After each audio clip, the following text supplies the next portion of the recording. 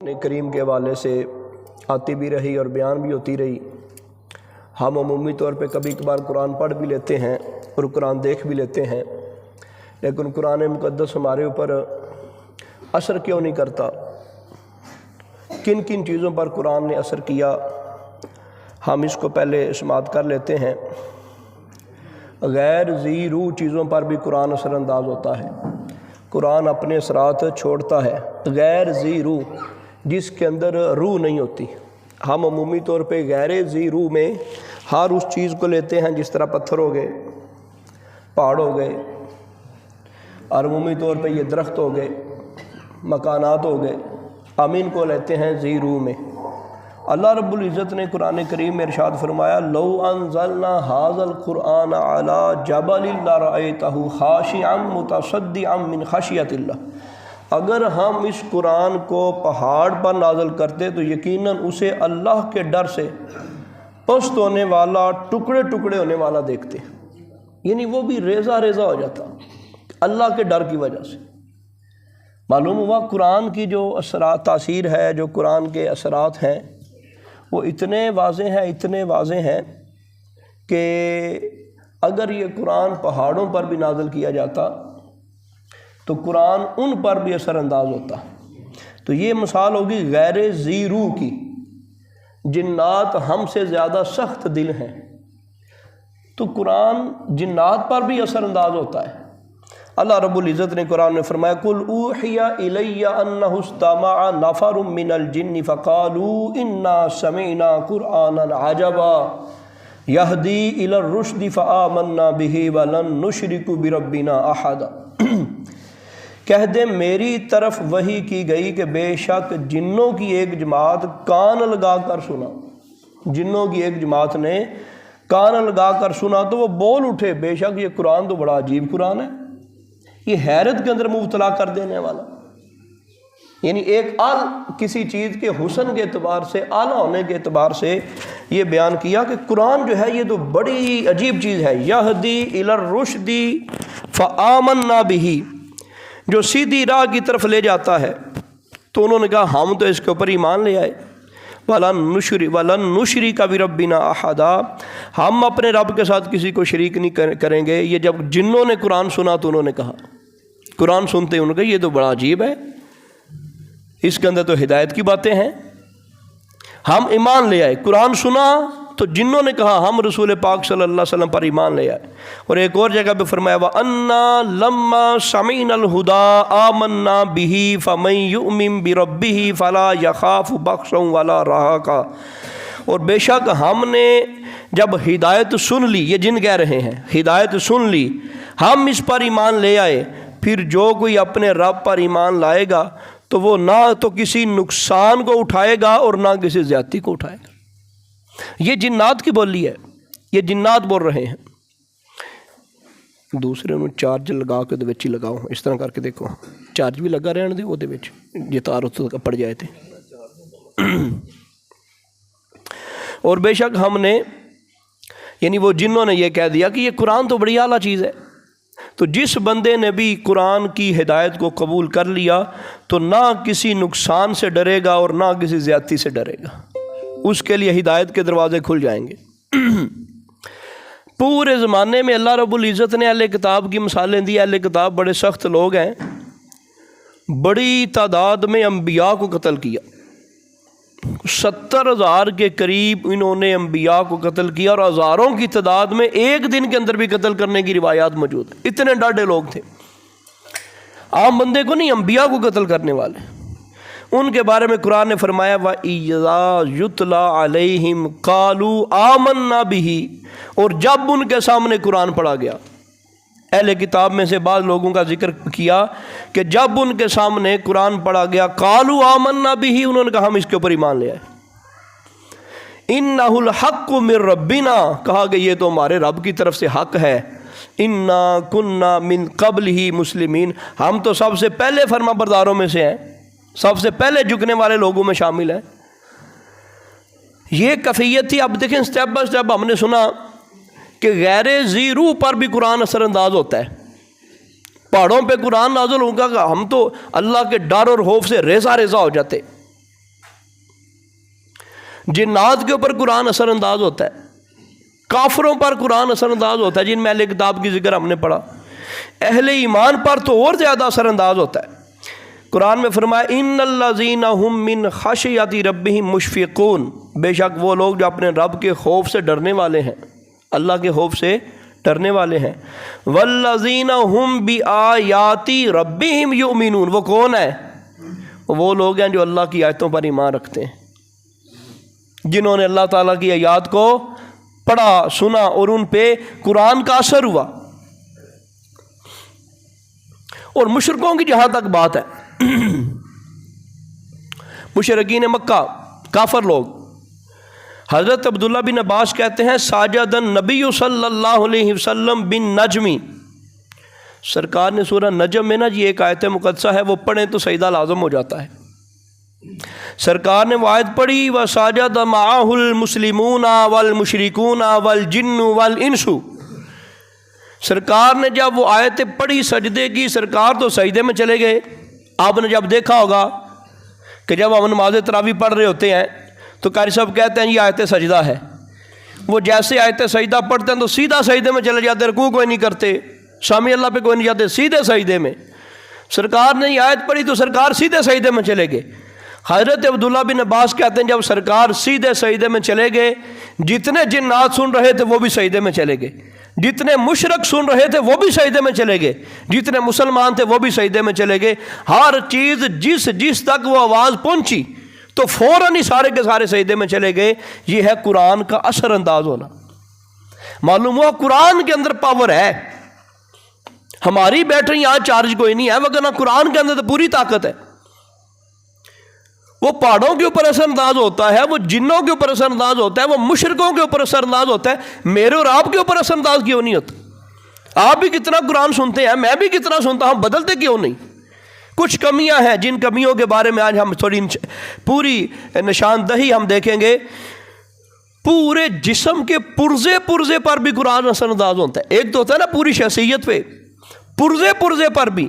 اللہ پاک نے سورہ زمر کی آیت نمبر 23 میں فرمایا اللہ نزل احسن الحدیث، اللہ نے تو بڑی اچھی باتیں نازل کی، قرآن میں فرمایا بڑی سونی باتیں، حدیث بات کو کہتے ہیں گفتگو کو۔ اور ویسے عمومی طور پر جب حدیث کا لفظ آ جائے اس کا معروف معنی پھر کیا ہوتا ہے؟ رسول پاک صلی اللہ علیہ وسلم کا فرمان۔ تو لغت کے اعتبار پہ حدیث کا معنی ہوتا ہے گفتگو کرنا، بات کرنا۔ اللہ فرمایا اللہ نزل احسن الحدیث، اللہ نے بڑی سونی باتیں نازل کی۔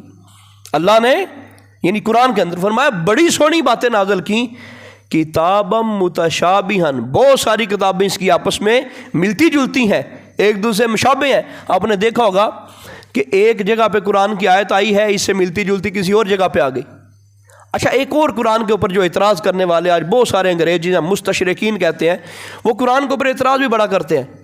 وہ کہتے ہیں کلام کا حسن یہ ہے، کلام کی خوبصورتی اور حسن یہ ہے کہ بات ایک دفعہ لکھی جائے، بار بار بات نہ لکھی جائے۔ ہم اردو دان جو ہیں یہ بھی دیکھتے ہیں جب ادب کی بات کرتے ہیں اور فنون کی بات کرتے ہیں کہ یار جب بار بار ایک بات کا تکرار ہوتا ہے کلام کا حسن ختم ہو جاتا ہے، کلام کی خوبصورتی ختم ہو جاتی ہے۔ تو وہ کہتے ہیں قرآن کے اندر تو کوئی چیزیں بار بار ریپیٹ ہوئی ہیں۔ اس کا جواب یہ دیا جاتا ہے قرآن آپ نے کبھی غور سے اور کھول کے پڑھا ہی نہیں ہے۔ قرآن نے بے شک کئی باتیں ملتی جلتی کی ہیں، لیکن ہر بات کا جب اسلوب دیکھتے ہیں اور اس کے معنی کے اندر غور کرتے ہیں، ہر بار اس کا معنی وکھرا ہے، ہر بار اس کا بیان وکھرا ہے، ہر بار اس کی تاثیر وکھری ہے، ہر بار اس کا کمال وکھرا ہے۔ جبکہ دنیا کا کلام یہ ہے جب ایک بات ریپیٹ ہوتی ہے وہ ریپیٹ ہونے والی ہر بات کا مطلب وہی ہوتا ہے، لیکن قرآن میں ایسا نہیں ہے۔ تو فرمایا کتابا متشابہا، ایسی کتاب ہم نے نازل کی ہے جس کی باتیں آپس میں ملتی جلتی ہیں۔ مثانیہ تقشعر منہ جلود الذین یخشون ربہم، فرمایا اللہ رب العزت نے کہ جس کی آیتیں بار بار دہرائی جاتی ہیں، بار بار دہرائی جاتی ہیں۔ اب یہ دیکھیں نا، یہ تو اللہ نے کب فرمایا تھا؟ یہ تو حکم تب نازل ہوا تقریباً 1450 سال سے زائد عرصہ ہو گیا۔ یہ حکم اللہ نے فرمایا۔ قرآن وہ ہے جو بار بار پڑھا جائے گا۔ اگر یہ رب کا کلام نہ ہوتا تو سال بعد، 2 سال بعد، 10 سال بعد، 1 صدی بعد، 2 صدی بعد، 3 صدی بعد وہ چیز ختم ہو جاتی۔ لیکن 14.5 صدیاں پہلے اللہ نے فرمایا تھا یہ بار بار پڑھا جاتا رہے گا۔ ہم یہ کہہ سکتے ہیں دنیا والوں زمانے والوں جو قرآن کو نہیں مانتے, جو مذہب اسلام کو نہیں مانتے, اگر یہ دنیا داروں کا کلام ہوتا, دنیا کی کوئی چیز اتنا لمبا پیریڈ رائج نہیں ہو سکتی. تو یہ دعویٰ, یہ چیلنج اللہ نے تب کیا تھا. اللہ رب العزت نے فرمایا قرآن وہ ہے جو ہم نے نازل کیا, بار بار پڑھا جاتا رہے گا. بڑے ہو جائیں تو ایک پارہ ہو جاتا ہے. وہ جو 10 ایک صفحے میں 16 لائنیں ہیں, وہ جو 10 لائنیں کر کے بچہ سنا رہا ہے, وہ مہینے تک اس کا قرآن ختم ہونا, پارہ ختم ہونا ہے, وہ پورا مہینہ پیچھے والا سارا سنا رہا ہے. وہ 20 لائنیں ہو گئیں, وہ 40 ہو گئیں, وہ 60 ہو گئیں, وہ 70 ہو گئیں, وہ پیچھے والی ہر روز پڑھ رہا ہے. تو اللہ کا فرمان تو پورا ہو گیا. اور ہم اپنے دلوں کو مطمئن رکھیں, اور یہ باتیں ہمیں بڑی شرمندگی سے کہنا پڑ رہی ہیں. آج یہ وہ دور ہے کہ جس دور میں ہمیں اب یہ بڑی تعداد نظر آنا شروع ہو گئی, ہمارے بچے الحاد کی طرف, کفر کی طرف, اللہ رب العزت کی ذات کا انکار کرنے والے ہو گئے. یہ کافروں کی بات نہیں, یہ مسلمانوں کے بچوں کی بات, جنہوں نے قرآن کو سچا سمجھنا جو ہے وہ چھوڑ دیا. لیکن قرآن کی صداقت یہ ہے, 1450 سال پہلے اللہ نے فرمایا یہ مسانی ہے. مسانی کیا ہے؟ جس کو بار بار دہرایا جاتا رہے گا. بندہ کوئی مزے سے مزیدار چیز بھی دیکھے, ایک بار دیکھے گا, 2 بار دیکھے گا, 10 بار دیکھے گا, دل چڑھ جائے گا بس. لیکن قرآن وہ ہے, دل نہیں چڑھے گا. ہزاروں بار دنیا نے قرآن پڑھا, اور کئی قرآن پڑھے, لیکن کبھی کسی نے یہ نہیں کہا کہ دل چڑھ گیا. سرکار کے زمانے سے لے کے اب تک قرآن کی تفسیر لکھی جاتی رہی. سرکار کے زمانے سے لے کے اب تک قرآن کی تفسیر لکھی جاتی رہی. ایک ہی کتاب ہے, تفسیر لکھی جاتی رہی. لیکن ہر بار کبھی علماء نے یہ نہیں کہا ہم سیر ہو گئے, اب قرآن کا علم ختم ہو گیا, اب تفسیر لکھنا بند کر دیں. 30 جلدوں کے اوپر قرآن کی تفسیر موجود ہے. اتنی موٹی ایک جلد ہے, ایک پارے کی تفسیر ایک جلد کے اندر. 80 جلدوں پر قرآن کی تفسیر لکھی گئی. لیکن اس کے باوجود اب بھی کوئی بندہ یہ کوئی نہیں کہہ سکتا, کوئی عالم یہ نہیں کہہ سکتا میں نے قرآن کے علوم کا احاطہ کر لیا, جتنا قرآن کے اندر علم ہے میں نے سارا بیان کر دیا. کوئی نہیں کہہ سکتا. جیسے جیسے زمانہ بڑھتا جائے گا قرآن کا نور اور بڑھتا جائے گا, لوگوں کو سمجھ آنا شروع ہو جائے گی, اور قرآن کا فیض ختم نہیں ہوگا. ان چیزوں کو ہم بغور دیکھیں, ہم چیخ اٹھیں گے قرآن سے سچی دنیا میں کوئی کتاب نہیں. جب قرآن سچا ہے تو جس ہستی پر قرآن نازل ہوا وہ ہستی زمانے کی سب سے سچی ہستی ہے, اور جس رب نے قرآن نازل کیا وہ مالک سارے جہانوں کا پروردگار ہے, وہ سچا مالک ہے. تو خلاصہ کیا نکلا؟ مذہب اسلام کل بھی سچا تھا اور قیامت تک مذہب اسلام سچا ہے. اور ان لوگوں کی بدبختیاں ہیں اور ان لوگوں کے گناہوں کی شامت ہے جو کچھ عرصہ اسلام میں رہ کے کہتے ہیں ہمیں تو کوئی نہیں سمجھ آ رہی, ہم تو کوئی نہیں سچا جانتے. تو رب تعالیٰ نے فرمایا کہ قرآن وہ ہے جس کو بار بار دہرایا جائے گا.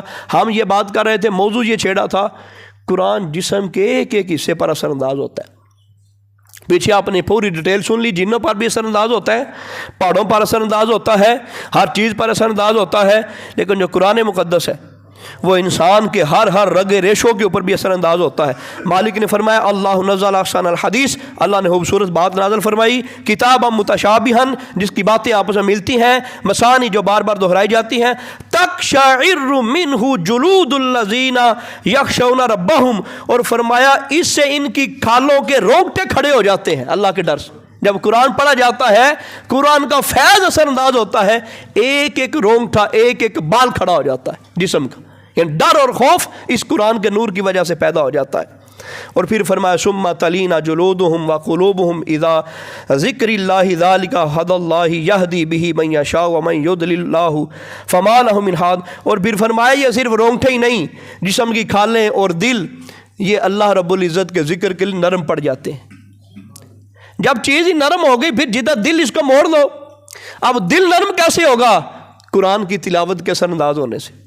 بندے کے جسم کی کھال کیسے نرم ہوگی؟ اللہ نے فرمایا کھال بھی نرم ہو گئی, دل بھی نرم ہو گیا. کیسے نرم ہو گیا؟ قرآن سے. اور پچھلی حصے میں کیا فرمایا؟ بندے کے رونگٹے کھڑے ہو جاتے قرآن کے اثر انداز ہونے کی وجہ سے. معلوم ہوا انسان تو انسان, ہر چیز پر ہی قرآن اثر ہوتا ہے. بلکہ اب ٹائم تھوڑا ہے, آنکھوں پر بھی الگ سے فرمایا وَإِذَا سَمِعُوا مَا أُنزِلَ إِلَى الرَّسُولِ تَرَىٰ أَعْيُنَهُمْ تَفِيضُ مِنَ الدَّمْعِ مِمَّا عَرَفُوا مِنَ الْحَقِّ. فرمایا بعض لوگ وہ ہیں جن کے سامنے محبوب نے قرآن پڑھا, ان کی آنکھیں آنسوؤں سے بہہ گئیں. وہ رونے لگے اور انہوں نے کیا کہا؟ انہوں نے کہا یہ قرآن حق ہے. وہ اپنے آپ کو مشقت میں ڈال کے صبح سویرے اپنے بیٹے کو اٹھاتا ہوں، اس کی ماں اس کو پتہ نہیں کتنے مشکل سے تیار کرتی ہے، چھوٹے بچے روتے رہتے ہیں، پھر ان کا کھانا بنایا جاتا ہے، اخراجات کیے جاتے ہیں، مشقت